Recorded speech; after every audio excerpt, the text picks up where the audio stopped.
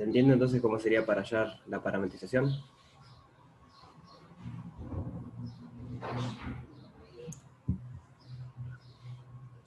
Sí, sí, se entendió, se entendió. Este es un caso muy particular, ¿no? Porque el disco está en uno de los planos coordenados, digamos, está en el plano z igual 0. Si estuviera en el plano x igual 0 o y igual 0, es similar permutando alguno de estos, por ejemplo. Si estuviera en el plano y igual 0, acá vendría 0, y acá venía rho seno de tita. La cosa se complica cuando está en un plano cualquiera. Entonces ahí hay que tener un poco más de cuidado, pero está, por lo general los ejercicios no van a aparecer cosas de ese estilo. Bien. Entonces, para hallar el flujo de x es hacer la cuenta de esto. Ya hacer la integral de un campo en una superficie. O sea, hacer los vectores derivados, hacer el producto vectorial, evaluar el campo, la parametrización, hacer el producto escalar y lo que da integramos.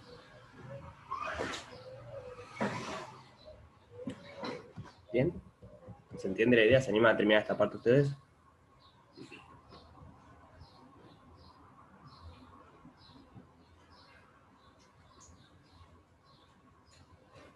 Bien.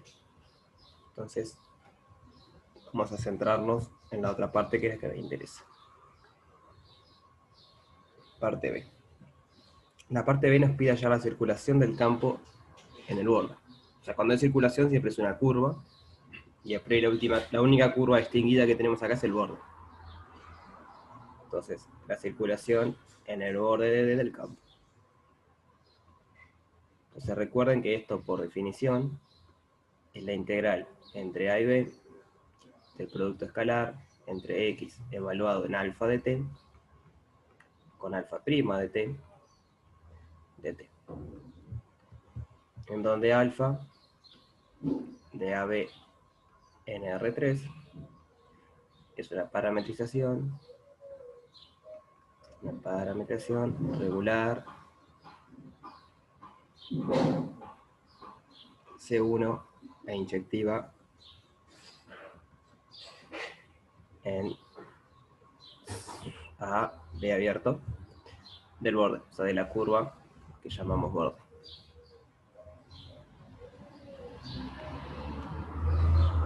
Entonces, para poder hacer esto tenemos que parametrizar el borde. Y bueno, ya lo tenemos acá arriba por el comentario. Justo cuando ponemos ρ igual 1, nos queda parametrizado el borde. Entonces, en realidad, alfa de t es coseno de tita. Bueno, perdón. Primero hay que ver, acá es donde entra el importante detalle, cómo orientamos el borde. A priori acá no dice nada cómo orientar el borde. Vieron que no dice el sentido horario, ni sentido antihorario, nada. Entonces, podemos elegirlo, como queramos. Porque no lo dice. Pero como después en la parte C nos dice verificar el teorema de Stone, o sea, es decir, hacer que las cosas en P y C coincidan, lo que nos conviene es orientar el borde de tal manera que sea compatible con la orientación que tiene S. Entonces, S tiene orientación para arriba, saliente, y recuerden que para ver la orientación del borde era, ustedes tienen que hacer como que caminan por el borde, bueno, tenían la regla de la mano derecha si se acuerdan, pero si no, hacen como que caminan por el borde,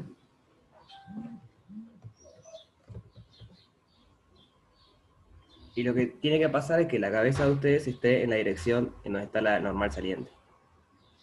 Si la normal estuviera hacia abajo, ustedes tendrían que tener la cabeza hacia abajo, digamos. Pero como la normal va hacia arriba, tienen la cabeza hacia arriba. Y tienen que moverse de tal manera que el disco, en este caso, quede a su izquierda. Entonces, mirándolo de Z, digamos de acá arriba, ¿se van a mover en sentido horario o en sentido antihorario? O mirado de acá igual, mirado de esta parte. Ahí va, se tienen que mover en sentido antihorario. Entonces, si ustedes empiezan a caminar en este sentido, siempre a su izquierda está el disco. O sea que en este caso la orientación compatible es ese sentido antihorario.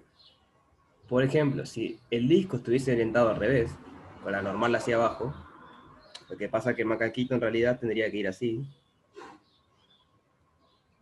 Entonces ahí para que esté en la izquierda tendrían que caminar para el otro lado. Siempre recuerden que lo importante es que la cabeza del macaquito tiene que apuntar hacia donde apunta la normal, digamos. O sea, la normal que tiene la superficie. En este caso exterior, porque la letra nos dice que tiene normal hacia arriba. Como algo así, que dicen hacia arriba. ¿Ah? O sea, si no se acuerdan de eso, tienen la regla de la mano derecha. Bien. O sea, ponen el pulgar en la dirección de la normal. O sea, es la misma regla de la mano derecha de física 3, digamos, de electromagnetismo. Poner la normal apuntando, perdón, el pulgar apuntando hacia la normal, y a donde se cierran sus dedos de la mano derecha, es hacia donde va la circulación. ¿Se entiende eso? ¿Cómo sería la mano derecha? ¿Sí? ¿Todos lo entienden?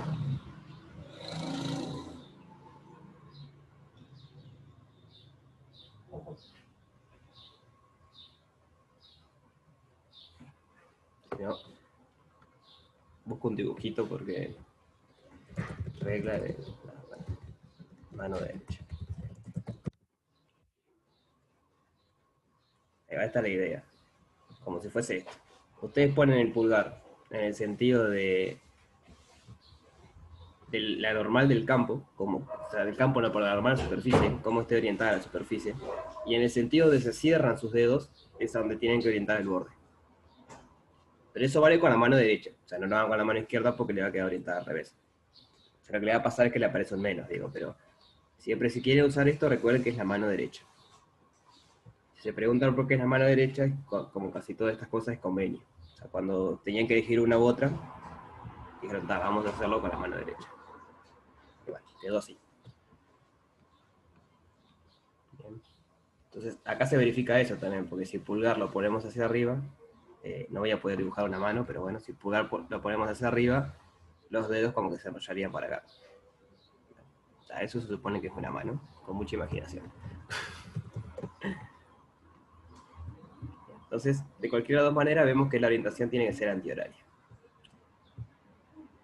Entonces, efectivamente, la parametrización va a ser coseno de t, seno de t, 0. Con alfa que va de 0 a 2pi en R3. Sobre la circulación es eso. Tenemos alfa, alfa prima de t va a ser menos seno de t, coseno de t, 0. Entonces la integral o la circulación del campo en el borde de esta superficie va a ser la integral entre 0 y 2pi. Tengo que evaluar el campo en la parametrización. Déjenme copiar el campo acá abajo.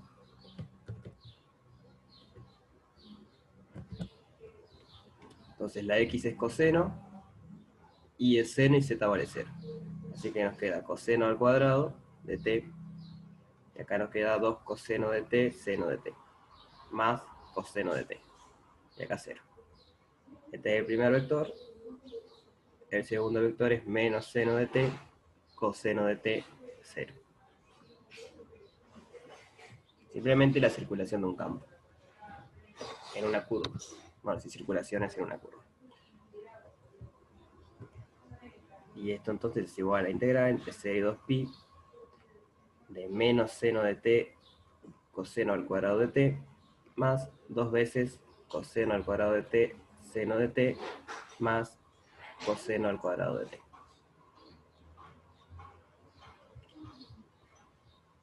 Integral entre 0 y 2pi de coseno al cuadrado de t seno de t más la integral entre 0 y 2pi de coseno al cuadrado de t. Entonces, bueno, ahí tienen que hacer la cuenta y van a llegar a algo. Entonces, lo que queda por hacer es la parte C, que justamente nos pide ahora sí hallar el flujo del rotor, que es lo que aparece en Stokes. Entonces, la parte 3 nos pide hallar el flujo en la superficie del rotor. Entonces, el campo es este. Vamos a ver quién es el rotor del campo. El rotor del campo va a ser I, J, K. Bien, subo.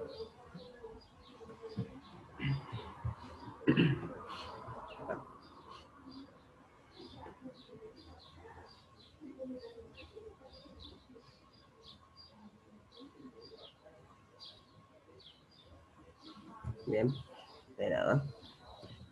Entonces derivada respecto a x, derivada respecto a y, derivada respecto a z, x al cuadrado, 2xy más x y z. Así que esto nos va a quedar, acá me queda 0, acá me queda 0, después es menos esto, me queda 0, y por último es esto que me queda 2y más 1, menos esto que es 0. ¿No? Reviso por las dudas, esto es 0, esto es 0, esto es 0, esto es 0, esto es 2y más 1 y esto es 0. O sea que el rotor del campo es eso. Entonces de vuelta, ¿cómo hallamos el flujo del rotor? Entonces es el rotor de x de S es la integral doble en U, que es el dominio de nuestra parametrización. Bien.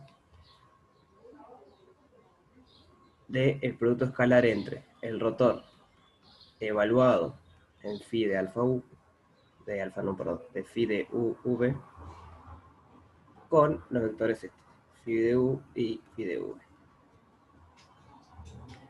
De U, de V. Entonces acá arriba teníamos los vectores, o sea, no los calculamos, porque teníamos la parametrización. Tenemos que phi de rho tita es rho coseno de tita, rho seno de tita, 0. Entonces phi de rho va a ser coseno de tita, seno de tita, 0. Phi de tita va a ser, phi de tita no, phi de tita, pero puse rho. Phi de tita va a ser menos rho coseno de tita, seno de tita, perdón, seno de tita, rho coseno de tita, 0. Entonces ahora tenemos que hacer el producto vectorial de eso. Phi de rho con phi de tita. Es I, J, K, coseno de tita, seno de tita, 0, menos rho, seno de tita, rho, coseno de tita, 0. Entonces, primera componente, 0. Segunda componente, 0. Tercera componente, rho, coseno al cuadrado de tita, más rho, seno al cuadrado de tita. Por lo tanto, nos queda 0, 0, rho. Le ponemos 0, 0, 0, 0, rho. Bien. ¿Vamos bien hasta acá?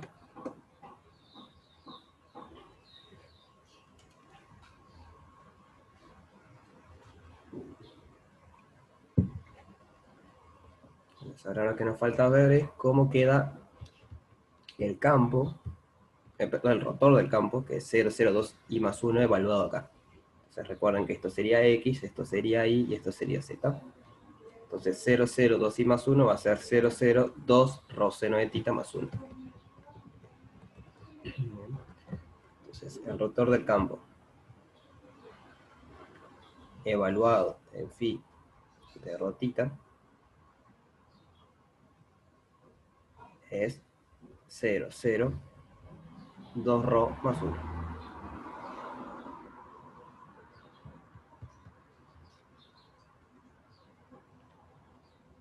Entonces, ahora lo que va a pasar es que como nosotros nuestra superficie la parametrizamos usando polares, cuando vayamos a integrar acá tiene que aparecer jacobiana. No hay que olvidarse de eso, ¿no? Porque estas son coordenadas genéricas U y V. Nosotros lo que hicimos fue cambiar esto por rho y tita.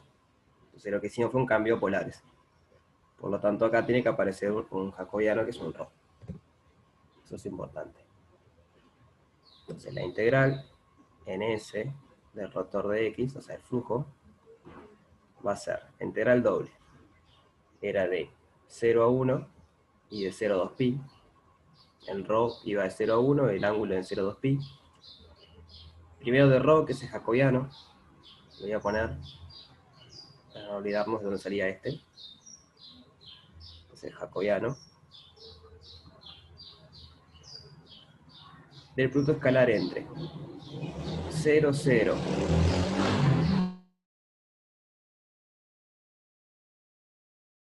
0, 0, 2 ρ más 1 y 0, 0 ρ de ρ de tita, que era 0, 0 ρ. ¿Sí? Entonces, esto es la integral de 0 a 2pi de la integral entre 0 y 1 de 2 ρ al cubo más ρ al cuadrado de ρ de tita. Ah, me olvidé un seno. Ah, es un ρ seno, bien, bien, bien. Es un ρ seno, gracias. Gracias. Acá viene un 2 ρ seno de tita más 1. Bien, gracias por estar atentos.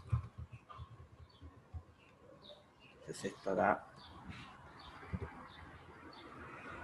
es 2 ρ seno de tita más 1 con 0, 0 ρ de ρ de tita. Entonces acá nos queda 2 veces ρ al cubo seno de tita más ρ al cuadrado de ρ de tita. Y bueno, esta es una integral doble al estilo cálculo 2. Entonces la gracia es que ustedes hacen las cuentas, ven cuánto da, vamos a llamarle que esto da A. ¿Bien? O sea, a esta integral, a lo que da le vamos a llamar A, y a lo que da la circulación acá arriba vamos a llamarle D. Entonces lo que le dice Stokes es que la circulación en el borde tiene que ser igual a esto. O sea, lo que ustedes están haciendo es calcular el ejercicio le pide con las dos cosas por separado para realmente ver que vale lo mismo, o sea que Stokes vale. Entonces A igual a la integral en S del rotor de X de S es igual a la circulación en el borde de X de L, que es lo que llamamos B. Y esta igualdad es Stokes.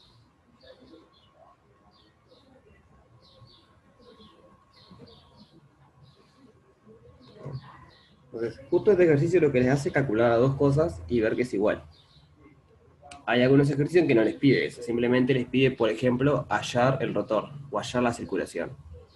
Entonces van ustedes y eligen aplicar esto y hallar el otro. O sea, por ejemplo, si les pide hallar el rotor, van ustedes y prefieren hallar el flujo del rotor a mano, o sea, parametrizando la superficie, haciendo la cuenta, o usan esto y trabajan todo como la circulación del campo. ¿Bien? Cuando les pida uno de los dos, es decisión de ustedes qué hacen. Por ejemplo, si les pide, a ver, acá creo que hay algunos, evaluar, o sea, calcular rotor, o sea, esta integral del rotor de X. O sea, acá nadie les dice usa Stokes.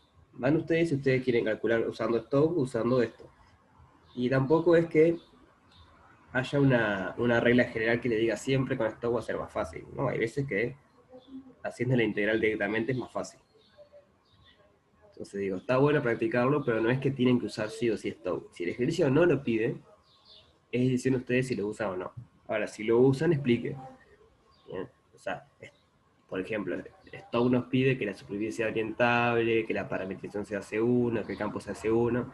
Entonces digan algo así como, bueno, como la parametrización es orientable, normal saliente, no sé qué, el campo es C1 porque son polinomios.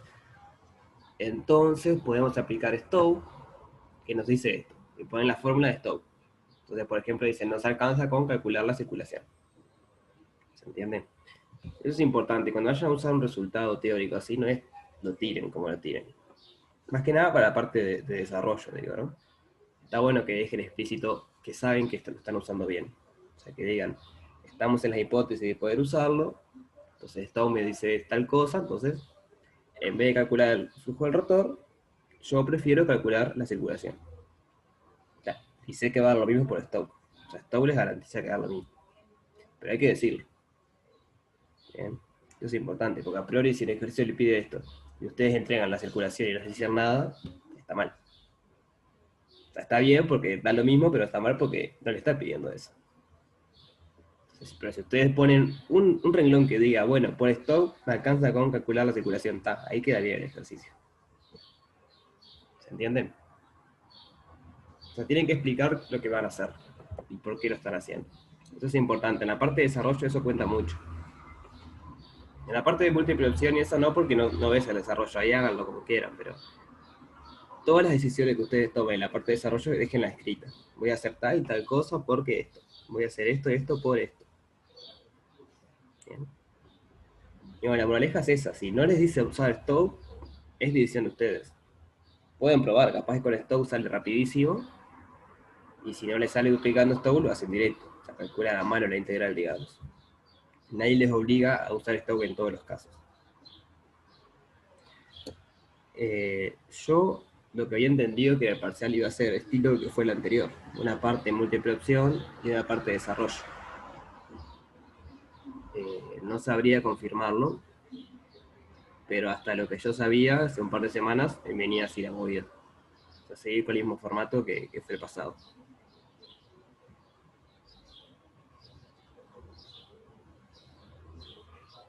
Bien. Entonces eso sería con Stowe. Y con Gauss tenemos algo similar. O sea, son otras cuentas las que hacer porque son integrales triple y eso, pero es muy del estilo. Gauss sí nos sirve para calcular el flujo del campo, en lugar del flujo del rotor. ¿No? Hago un mini resumen acá abajo, de lo que nos dice cada uno. Bueno, Green no lo pongo porque Green es un caso especial de Stowe, pero lo pueden poner si quieren. Stowe nos dice que la integral en una superficie del rotor de un campo es igual a la integral en el borde de ese del campo. Bajo ciertas hipótesis, ¿no? Superficie orientable, campo C1, parametrización C1, regular, inyectiva, no sé qué. Bajo ciertas hipótesis, Stowe nos dice esto. Y bajo las mismas hipótesis, Gauss nos dice lo siguiente. Que la integral en S del campo, o sea, ahora es el flujo del campo, es igual a la integral triple en W de la divergencia del campo. Esto sería de la divergencia es un escalar. Entonces acá lo que estamos haciendo es ver a S como el borde de un volumen, y acá lo que estamos haciendo es ver esta curva como borde de S. Como que esto está a una dimensión menor que esto. Acá pasamos de integrales doble a integrales simples, y acá pasamos de doble a triple. Entonces a priori sirven para calcular cosas distintas. Porque si queremos calcular el rotor de un campo, Stowe. Si queremos calcular el flujo de un campo, Gauss.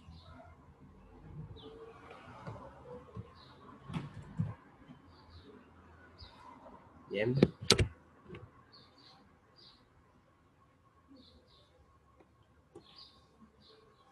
Con Gauss, ¿cómo andan? ¿Lograban hacer algún ejercicio para practicar?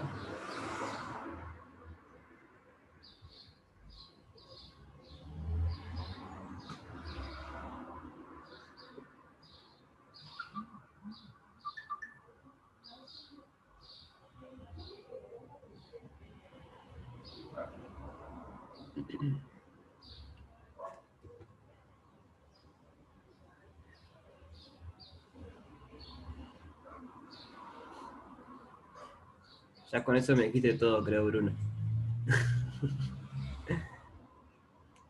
Pero bueno, si vos querés decir la verdad, decile. Nadie te reprime por decir la verdad.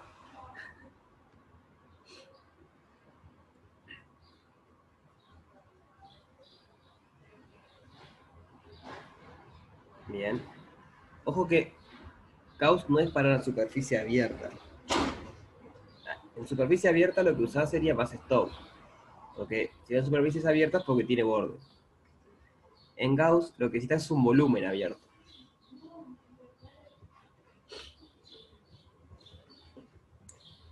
En realidad los volúmenes no son acotados, o sea, no son abiertos los volúmenes tampoco, pero lo puedes considerar. Entonces Gauss lo que te dice, por ejemplo, es, imagínate que tenés un termo, vamos a hacerlo bien uruguayo el ejemplo, tenés un termo, si me sale dibujar un termo, hermoso el dibujo del termo. Entonces acá se achica un poquito y acá viene la tapita, no sé qué. Eso es un termo, bien, con mucha imaginación y con paciencia es un termo. Que tiene 3 dimensiones. Como todos sabemos, un termo tiene 3 dimensiones. Una es la superficie donde la agarramos y otra es la parte de adentro donde va el agua para que no se enfríe. Entonces lo que te dice Gauss es que la integral triple, vamos a ponerle agua, o sea, la parte de adentro donde está el agua, de la divergencia del campo. Bien, la divergencia del campo es un escalar, entonces esta es una integral triple usual, o sea, de x, de y, de z nada más. No hay que parametrizar nada, digamos. O sea, hay que parametrizar para ver cómo es esto, pero digo, no es integral de superficie y nada del estilo. Es una integral triple de una función escalar. Gauss nos dice que esto es igual a la integral doble en la superficie S, que vamos a llamar, no sé, borde del termo. Borde del termo. Del campo. Bien, y matemáticamente, más allá de la gracia del termo, ¿no? Es que te está diciendo que el flujo, recuerden que el flujo es, tenemos un campo vectorial que apunta en alguna dirección. Entonces el flujo es ver, justo en los lugares donde estamos en la superficie, bien, en el borde de mi termo, ver cuál es la parte que sale, o que entra, depende de cómo esté orientada, pero lo que hay siempre es que sale. Entonces hay una componente acá normal a la superficie que sale, y esta cantidad, digamos, la proyección de esta cantidad acá, es el flujo, es esto que está acá. Flujo de X. Pueden pensar, por ejemplo, que el termo está perdiendo calor, dicho mal y pronto, o sea, pierde temperatura, y entonces hay un flujo de calor hacia afuera. La salvedad es que el calor lo podemos modelar con una función, no con un campo. Bueno, sí, le podemos poner la dirección hacia donde sea, lo podemos modelar con un campo. Entonces, lo que le dice que eso es igual a la divergencia, que bueno, esta es la cuentita, de hacer la cuenta que era Px más Qi más Rz, integrarlo adentro.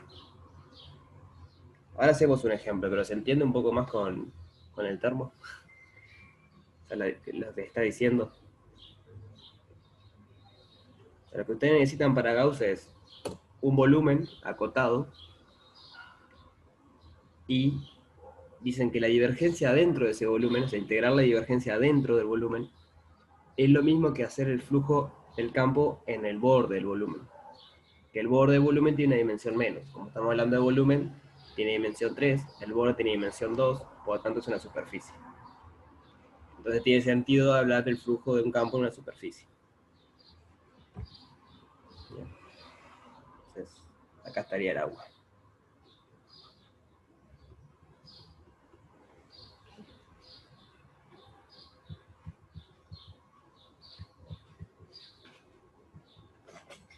Sí, el práctico 10 puede ir algo para el parcial, sí.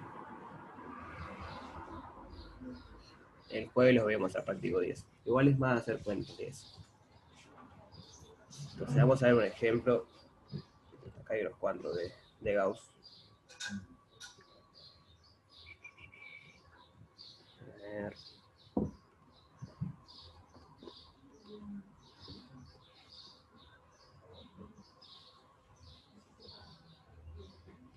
Son todos medios... Vamos a hacer el 20, por ejemplo. Les pide calcular el flujo del campo X. El campo X es este que está acá.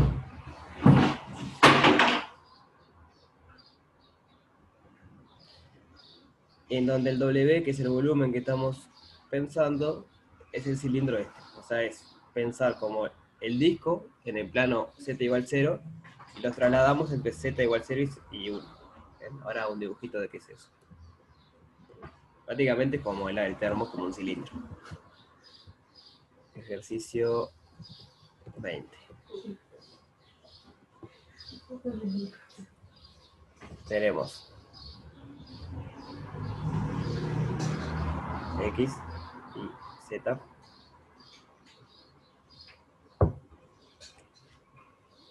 Tenemos algo así.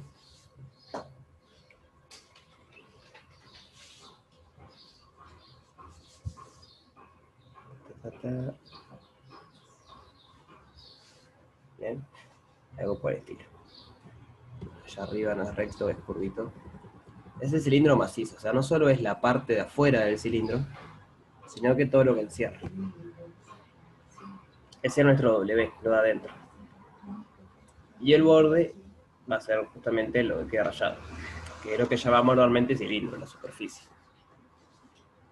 Entonces el campo es 1, 1, Z por X al cuadrado más Y al cuadrado.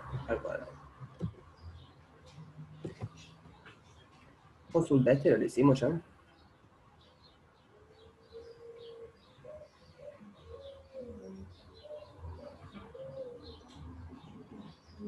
No se acuerdan. Capaz que lo hice en la tarde y me estoy confundiendo. Yo porque si ya lo hicimos, hacemos otro. ¿No? Genial, entonces lo hicimos. Entonces el ejercicio de vuelta es como el caso del top. Nos pide... voy a poner que esto es 0 y esto es 1. Nos pide calcular el flujo del campo. En ningún momento nos dice que usemos Gauss. Va a ver nosotros si usamos Gauss o no. Bien. Nosotros podemos intentar calcularlo a mano, el flujo de este campo. Tenemos la superficie, tenemos el campo, podemos hacer la cuenta de cuánto vale. Ahora, la gracia es que usando Gauss capaz queda más fácil. No sé. Por ejemplo, este campo es seguro. Bien, porque son cosas de polinomios. Son todas polinómicas, esa la podemos derivar todas las que queramos. La superficie, que es el borde de nuestro volumen, también es seguro, perdón, es orientable. Porque es un cilindro, y el cilindro es orientable. Entonces la superficie igual al borde W es orientable por ser un cilindro.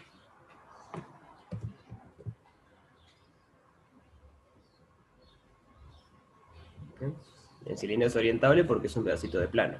O sea, lo pueden ver como que es un plano pegado al borde. Otra manera de ver que es orientable es que si ustedes lo parametrizan al cilindro, sería coseno de tita, seno de u, seno de u, v. O sea, con la tercera coordenada manejo el z a la altura y con las primeras dos me muevo a la altura fija. Entonces este vector, o sea, el vector producto vectorial de esto, está definido siempre.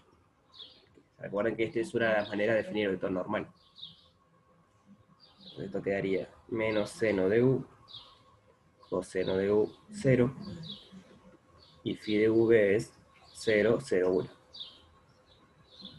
No son colineales nunca estos vectores. Porque acá siempre hay un 0 y acá siempre hay un 1.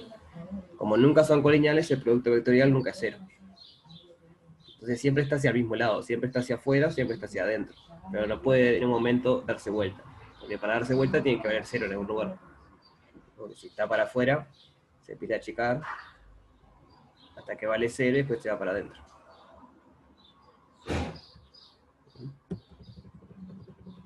Entonces ahí pueden ver que realmente el cilindro es orientable. Entonces, lo que nos dice Gauss es que la integral, o sea, el flujo del campo acá,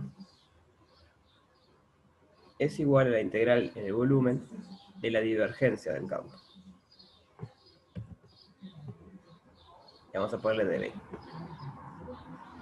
O sea, vamos a calcular esto, a ver qué pasa. Vamos a calcular, para la integral triple, el volumen de la divergencia del campo. Acá tenemos el campo. Entonces la divergencia, recuerden si esto es P, Q, R. La divergencia es derivar P respecto a X más derivar Q respecto a Y más derivar R respecto a Z. Entonces, en este caso,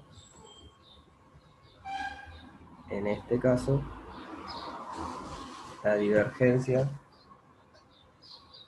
del campo, voy a poner acá abajo, no va a entrar ahí, la divergencia del campo va a ser 0, perdón, no es un vector. O sea, la primera nos va a dar 0 porque derivar 1 respecto a X da 0, derivar 1 respecto a Y da 0, y derivar esto respecto a Z, esto es constante para Z, así que nos queda eso nada más.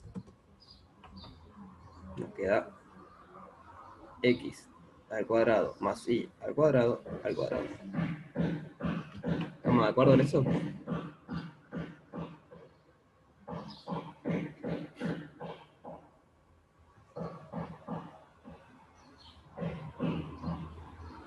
Bien.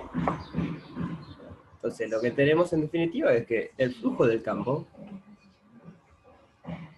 en el borde de nuestra superficie, de nuestro volumen, perdón, es la integral triple en el volumen de X al cuadrado más Y al cuadrado de X, de Y, de Z. Entonces la pregunta es, recuerden que el volumen es un cilindro macizo. ¿Habrá algún cambio de variable que nos facilite la vida acá? Estamos en una integral triple, o sea, a priori conocemos dos cambios de variables en R3, o sea, integrales triples. ¿Cuáles son los cambios de variables que conocemos para integrales triples? Cilíndricas y qué otro.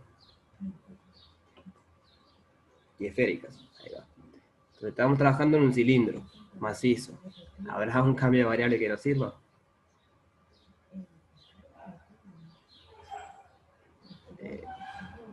No, claro, cilíndricas. Estamos trabajando en un cilindro, entonces cilíndricas nos sirven. ¿No? Justamente, cilíndricas son para el cilindro, esféricas para la esfera. Si están trabajando en otra cosa, fueron. No tienen cambio de variable así tan canónico. Pero siempre que trabajen en cilindro de esferas, está todo bien. Entonces voy a ponerlo acá. ¿Cómo? W es un cilindro. Podemos hacer o cambiar a coordenadas polares.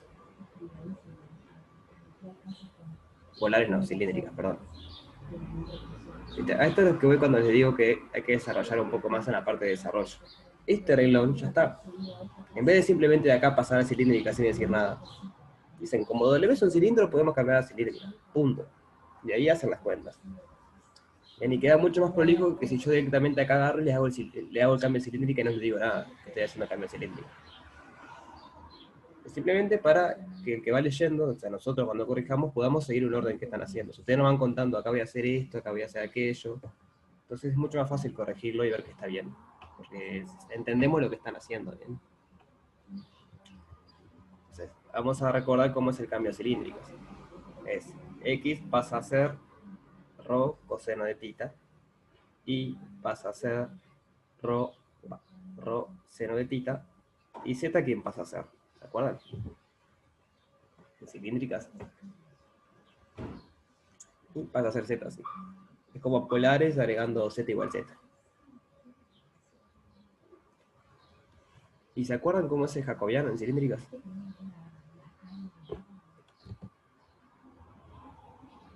El jacobiano en cilíndricas es ρ, simplemente. Entonces ya está.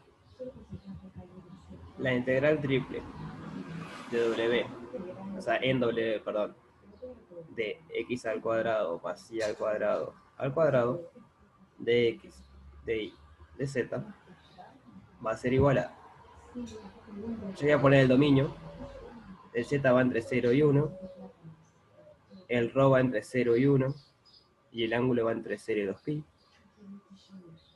Tengo que poner un ρ, que es el jacobiano. Este es el jacobiano. O lo pongo así, pongo para acá arriba. Vamos a hacer más práctico. Y esto de acá nos queda rho a la cuarta. Porque es x al cuadrado más y al cuadrado es rho al cuadrado. Y al cuadrado de vuelta nos queda rho a la cuarta. Entonces, por rho a la cuarta. Y esto es, por ejemplo, de z de rho de ti.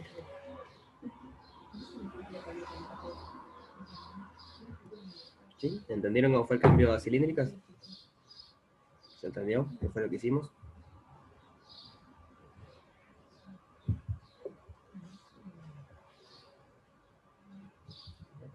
Entonces, acá me aparece ni tita ni z, así que eso lo pueden tener primero. Nos queda 2pi por la integral entre 0 y 1 de rho a la 5 de rho. Y bueno, y eso es una cuentita fácil de ver que es 2pi sobre 6. Y si quieren es pi sobre 3. Entonces, vean las cuentas que hicimos para calcular el flujo. Bueno, ahora vuelvo a esta parte verde por si no terminaron de copiar. Pero quiero mostrar esto. Esto de acá arriba no es cuenta, simplemente decir lo que hace Gauss. La cuenta fue calcular la divergencia, una cuenta. Esto de acá no es cuenta, simplemente poner Gauss de vuelta. Calcular la divergencia, hacer cambios cilíndricas e integrar esta función. Que realmente es una función bastante sencilla, es un polinomio. Integrar polinomios es fácil. Entonces, con 3 cuentas pudimos sacar el flujo del cambio. Prueben, si quieren, es un buen ejercicio, calcular el flujo a mano. O sea, hacer la integral doble en la superficie, parametrizar la superficie, derivar la parametrización, hacer producto vectorial, evaluar la parametrización en la superficie, hacer producto escalar. Ahí ya llevan como 7 cuentas. Entonces, esa es la facilidad de Gauss. Les ahorra mucho cuentas, pero no siempre es así. Esa es la moraleja. No es que siempre que usen Gauss va a ser más fácil hacer esto que lo otro. Acá podría haber quedado horrible la divergencia. Si ustedes ponen un campo feo, con feo me refiero a que tenga muchas cosas mezcladas, la divergencia le queda algo bastante feo de integrar y capaz no es tan fácil.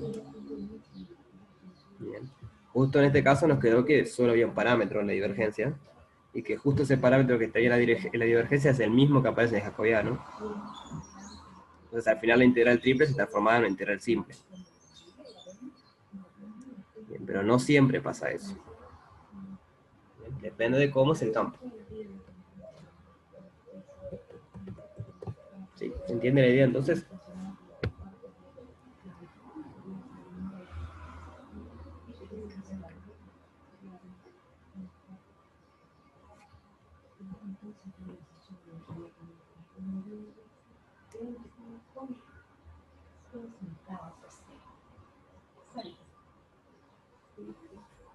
Bueno. Entonces, si tienen tiempo, les recomiendo, para practicar un poco, calcular esto a mano.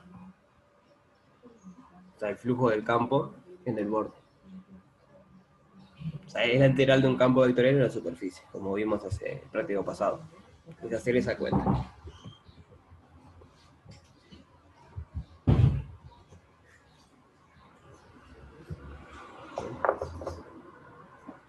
Vamos a hacer un ejercicio un poquito más teórico para ver cómo mezclar estas cosas. Y es el 21.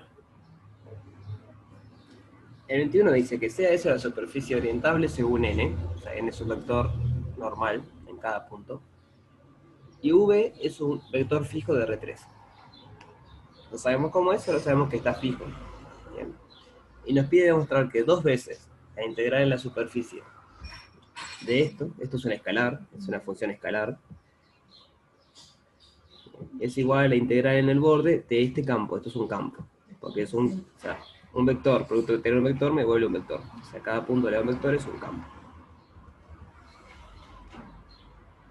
Que bueno, capaz que no sirve en muchos casos esta ecuación, pero en algún caso podría ser útil. O sea que está buena tenerla en mente. Ah, bueno, y este R que aparece acá es la posición. Es el vector posición. ¿Se entiende más o menos lo que pide demostrar?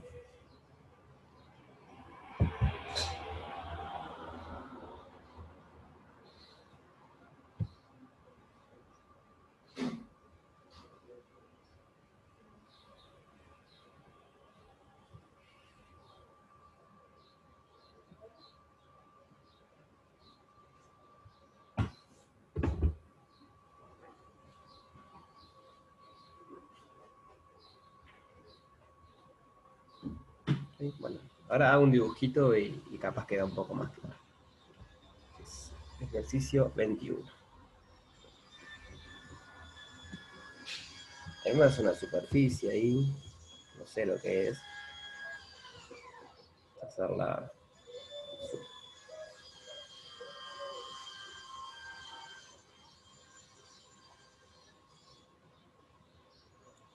Bien. Este sería el borde de mi superficie. Voy a pintar de rojo el borde. Este es el borde de la superficie. Y tal, no sé, puede tener algunos huecos, ahí nadie nos dice nada. Simplemente nos pide que sea orientable. Puede tener agujero, la superficie. Esto da 3 dimensiones. Cualquier cosa que se les ocurra de 2 dimensiones, o sea, está en R3, perdón, pero cualquier cosa que se les ocurra que tenga 2 dimensiones y que tenga un borde. ¿Bien? Un cilindro, media esfera, un cubo, o sea, cualquier cosa que se les ocurra como superficie, esto tendría que andar. Entonces, en algún lado tenemos los ejes. Que acá son importantes porque tenemos ese vector posición en mente. X y Z. Entonces, en cada punto de la superficie tenemos un vector normal, porque la superficie es orientable. Entonces, en cada punto tenemos un vector que es normal a la superficie.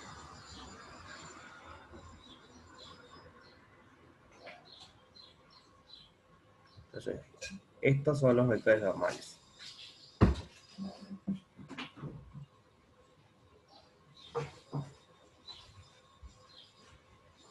¿Vamos bien hasta ahora?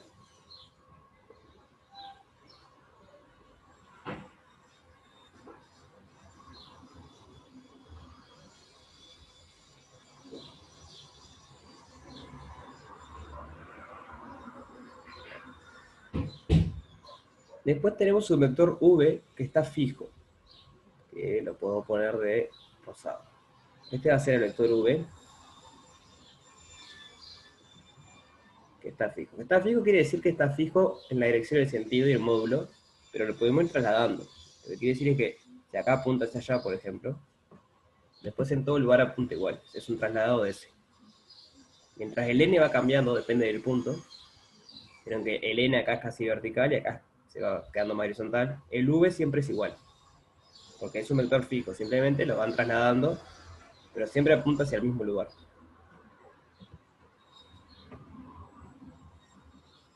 Bien, ¿estamos bien hasta ahí?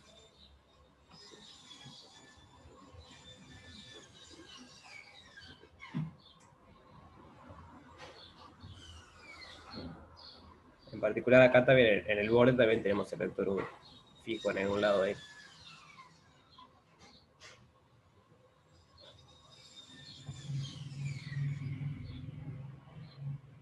Y por último tenemos el vector posición, que es el R. Vector posición. Que es R igual X y Z. Entonces esto es trazar este vector de donde estamos hasta el punto y lo trasladamos para que empiece en ese punto. Entonces acá sería un vector largo, no va a entrar, está a mala escala. Pero este también depende del punto, porque depende de que dónde está orientado según el origen. Acá, por ejemplo, el vector posición va a ser para allá atrás.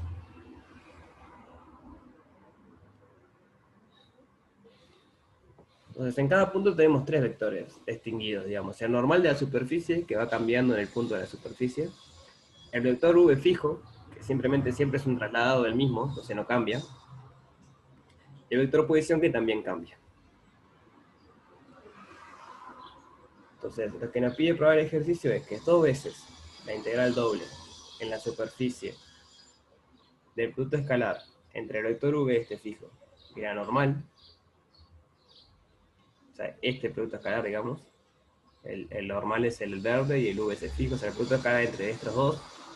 En cada punto hacemos el producto escalar de eso, integramos, y 2 veces eso nos da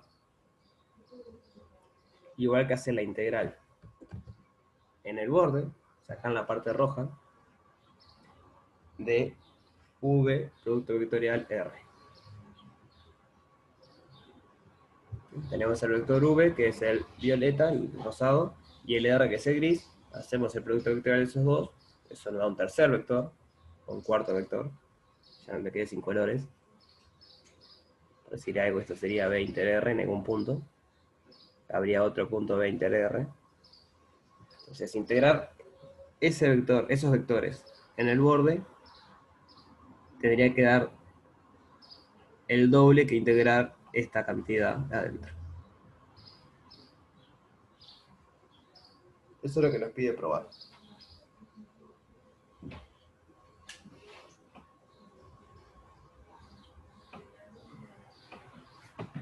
¿Se entiende un poco más ahora que hay que probar? No cómo hacerlo, sino lo que pide probar por lo menos. Ah, perdón, se me fue.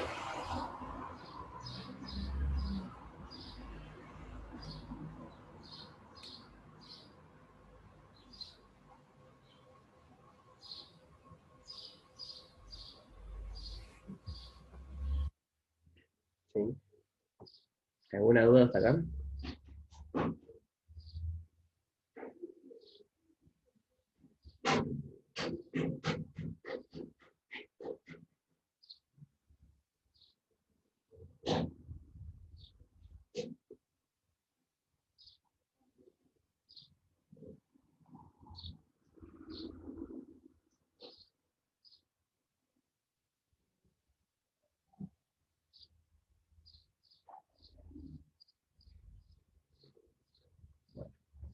Les cuento cuál es el camino que vamos a seguir.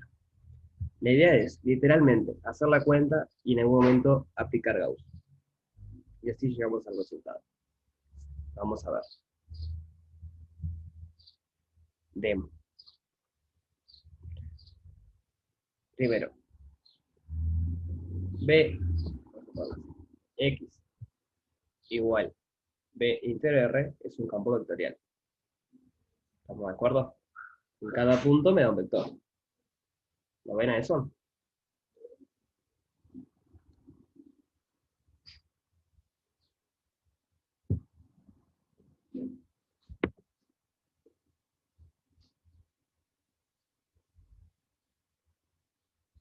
sea, ¿qué es un campo vectorial? Un campo vectorial es una función que a cada punto le da un vector.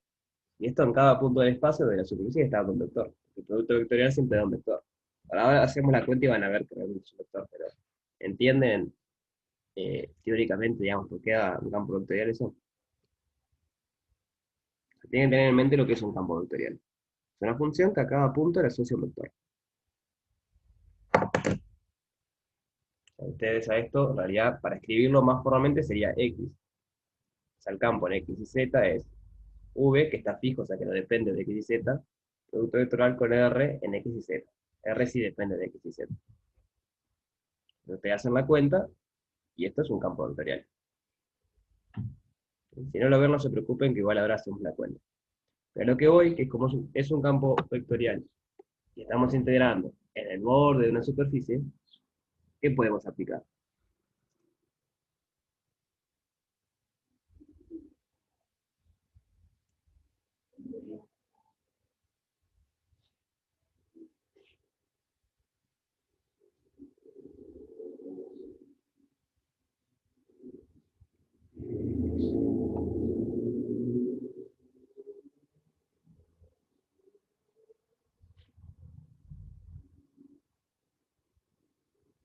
Bien, estamos integrando un campo vectorial en el borde de la superficie.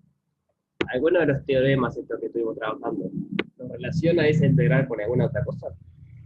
En particular, sí. Yo dije que íbamos a ver si me equivoqué, en realidad no es Gauss, es otro. Porque Gauss era el borde de un volumen. Sin Gauss aparece una integral doble y una integral triple, nunca aparece una integral simple. Así que si se confundieron por eso les pido perdón porque yo dije Gaussian es Gauss. ¿Qué teorema que vimos vincula la integral en una dimensión, en una curva, con la integral de algo en la superficie? No hay mucha chance, ¿no? Si no es Gauss, ¿qué otra cosa puede ser?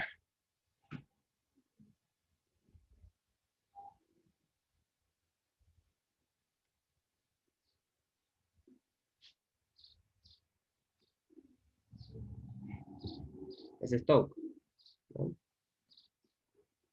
Entonces, por Stokes, la integral en el borde de la superficie de este campo, para circulación, es igual a la integral doble en la superficie del rotor de este campo.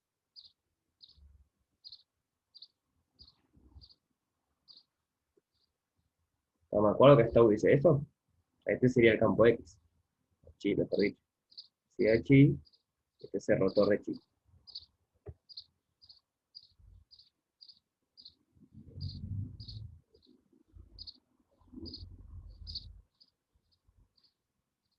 ¿Sí? ¿Me van siguiendo?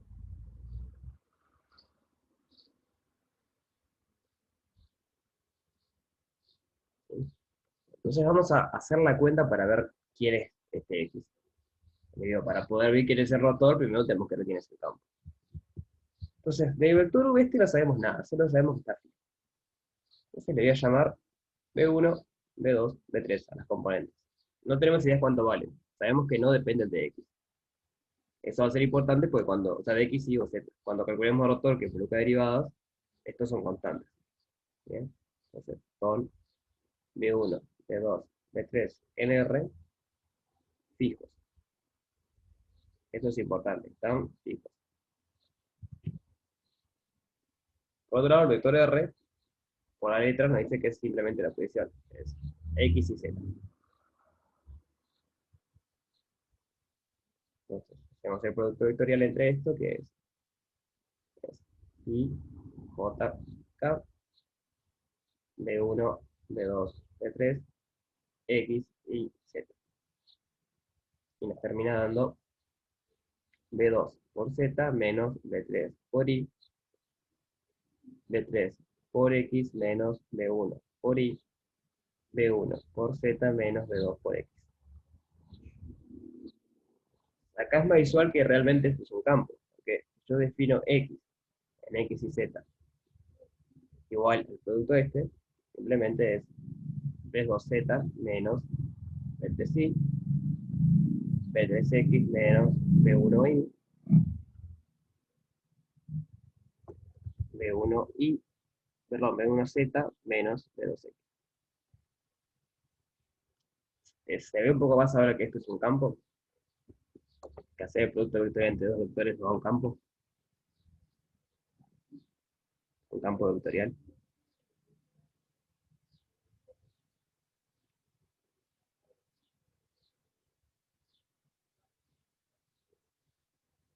O sea, B1, B2 y B3 son números, son cosas en R fijos. Pueden pensar que valen 1 si quieren, o sea, en realidad no sabemos cuánto valen, pero son números. Después la dependencia está en los Z, X e Y. Ahí es donde varía el campo, digamos. Pero a cada punto, a cada X y Z del espacio, esto me da un vector. Entonces, efectivamente es un campo, y no solo es un campo, sino que es un campo C1, que son todas polinomios. O sea, de hecho es más que C1, pero es al menos C1. Es C1, pues cada entrada son polinomios.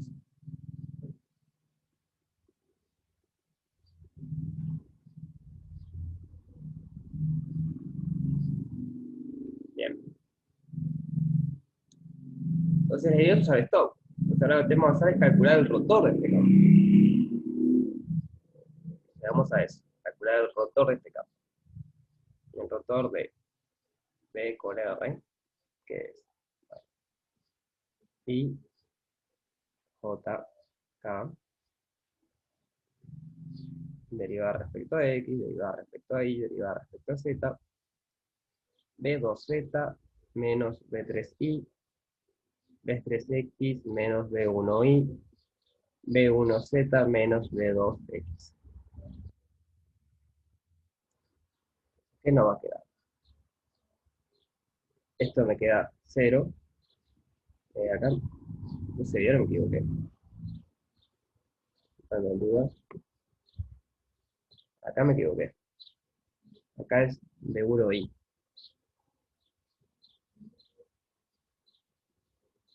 Esto que es esta parte de acá.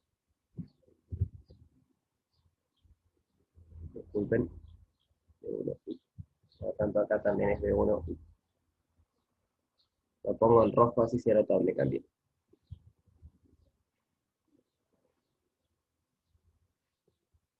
Ah, puede ser. ¿Por qué me equivoqué? A ver, en el medio es. Sí, ahí va. Me confundí esos dos. Este es B1. Bueno, gracias.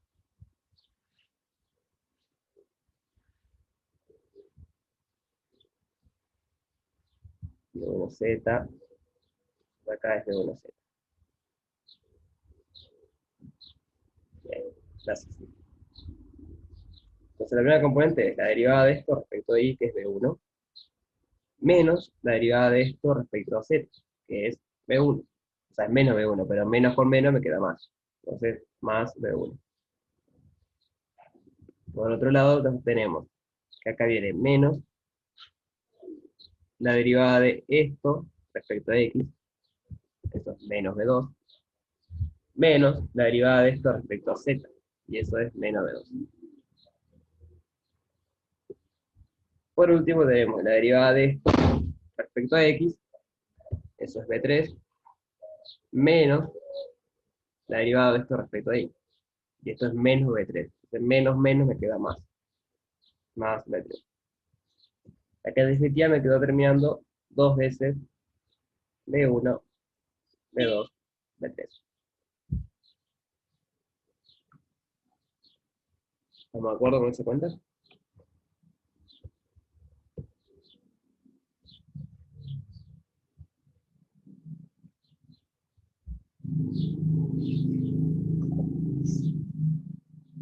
Bueno, entonces, ahora la idea es aplicar Stokes. Voy a poner un segundo de lo que queremos llegar. Nosotros partimos de esto y queremos aplicar Stokes acá. Bien. Y queremos llegar a esto que está de este lado. Ya vayan viendo que acá aparece un 2 y acá con la cuenta que acabo de hacer el rotor me apareció un 2. Pareciera que vamos por buen camino. Voy a poner acá. Por Stokes, la integral en el borde de S de B con R es igual a dos veces la integral en S del campo V. V es un vector fijo, pero en particular también es un campo constante. Campo constante V.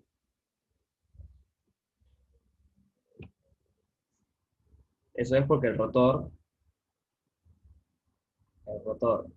de B con R nos dio dos veces V. Le saqué el 2 para afuera y dejé el V adentro.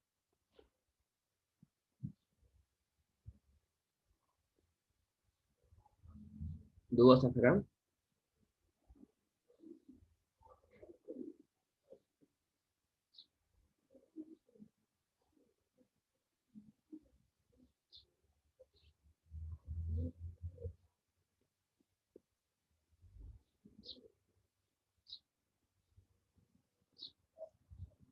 Y acá ya casi estamos. Acá simplemente hay que recordar cómo... Bueno, en realidad no hay que recordar nada. Fíjense lo que queremos llegar. Bueno, sí hay que recordar ahí. Queremos llegar a esto, pero tenemos dos veces la integral en S de V de S. ¿Esto de acá abajo qué es? Esto te voy a marcar en rojo.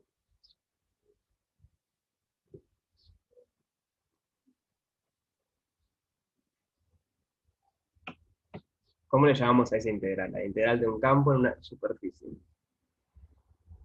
Tiene un nombre muy particular. Así como la integral de un campo en una curva se llama la circulación, la integral de un campo en la superficie, ¿cómo se llama? Es el flujo, exacto. Eso de abajo es el flujo del campo V. ¿Y esto de acá arriba qué es?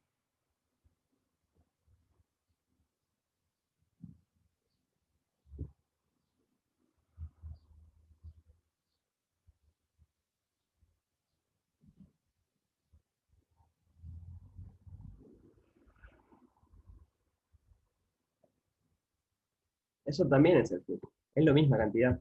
Fue la conversación aquella que tuvimos, creo que fue la clase pasada, de que tenían que estar atentos y no confundir cuando les pregunta lo siguiente. ¿Se acuerdan que la integral en S de x de S es lo mismo que la integral en S de x n de S? ¿Se acuerdan que discutimos que esto era cierto? Que ambas cosas son el flujo. Y es lo que está pasando acá. Nosotros tenemos esto de acá, y queremos ver que es igual a 2 veces la integral en S. Se está puesto como producto escalar, pero lo pueden poner sin simbolitos, así va de n. ¿Ves? Esta igualdad es por eso que acabo borrado.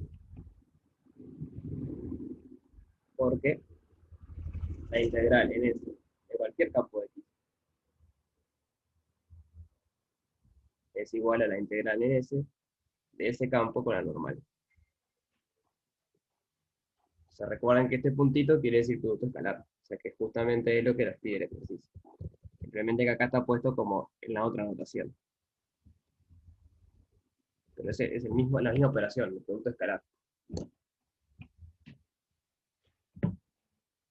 ¿Se entendió ese último paso?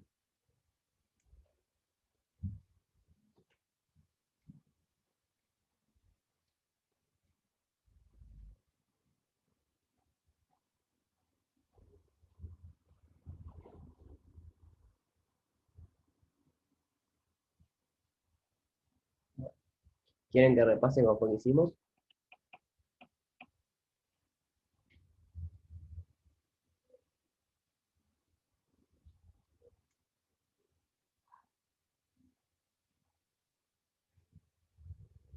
¿Y el resto?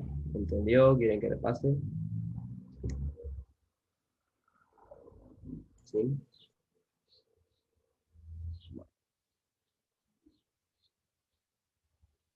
Bien. Faltan 10 minutos, así que para hacer otro me va a dar. Les consulto a ustedes. ¿Tienen alguna duda? Sí, Damián, decime.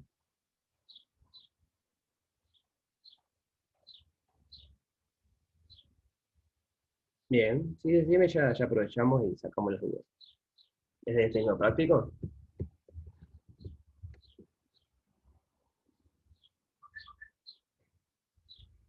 8 y 9.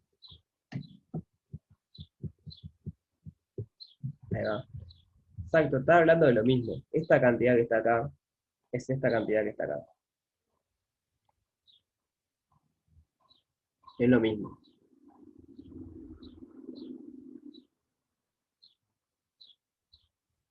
Pero pasa que son superficies distintas, ¿o no? O sea, el campo es el mismo,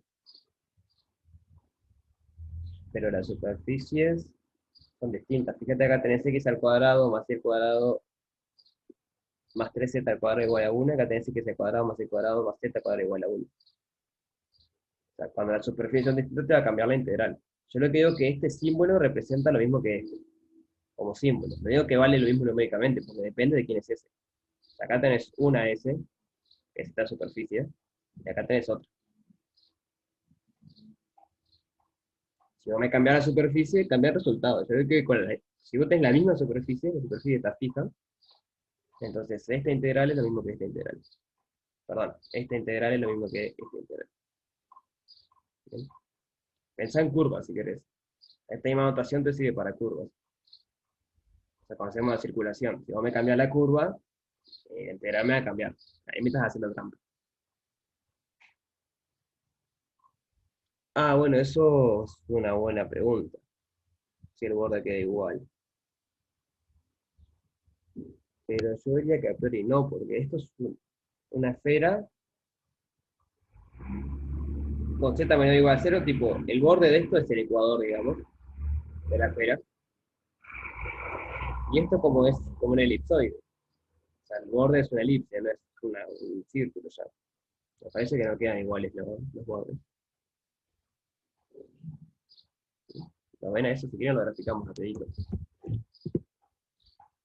En un lado tenemos la esfera.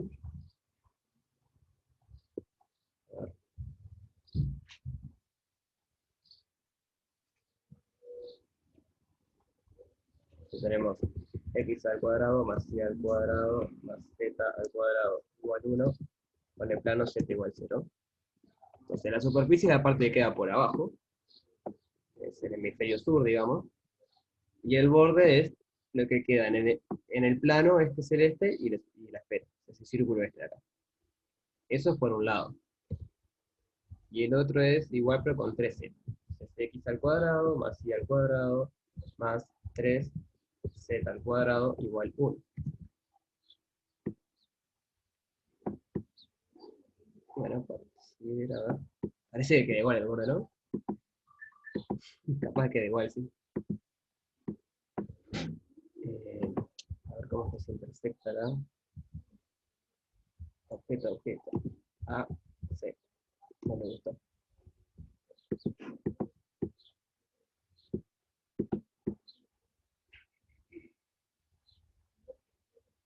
Bueno, visualmente pareciera que sí, que los bordes quedan iguales. Un comentario sobre las soluciones. Ya hubo varias personas que nos avisaron y sí, hay cosas que están mal en las soluciones. O sea que está bueno como guía, pero no son 100% fieles. Esas soluciones no sé de qué año son, nosotros las estamos usando, no las escribimos nosotros. O sea, no es por lavar las manos, pero son las que el año pasado usaron y no sé si las habrán escrito ellos o se las habrán escrito antes. O sea, a mí en el gráfico habría que hacer la cuenta, pero efectivamente me parece que los bordes coinciden. Entonces, si tenemos el mismo borde, el mismo campo, la integral tiene que dar lo mismo. Lo único que se me ocurre, porque las diferencias son menos, entonces podría haber un temita con la normal. Ahí va, eso mismo, porque es muy, muy particular eso, ¿no? Que te da el mismo valor solo con un menos. Pero ambas tienen normal exterior. Y ambas están en el hemisferio sur. O sea que la normal tendría que ser la misma. Lo que pudo haber pasado es que cuando se hicieron las soluciones alguien se equivocó cuando orientó el borde, y lo orientó al revés al borde. Y por eso le apareció un menos. Yo me la juego que pasó eso. Cuando fue a orientar el borde, en alguno de los dos casos, lo orientó al revés. Y ahí te apareció el menos. Pero sí, el 8 y el 9 tendrían que dar lo mismo. Sí, estamos de acuerdo que tiene que dar lo mismo.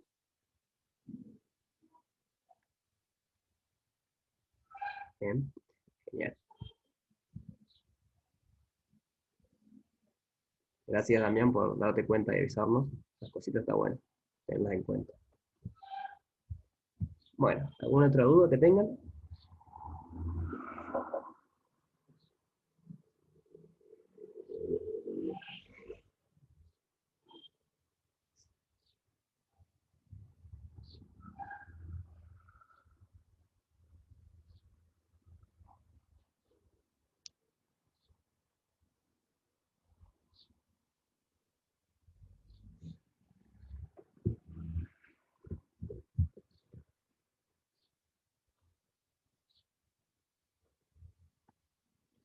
Bueno, si no hay más dudas, entonces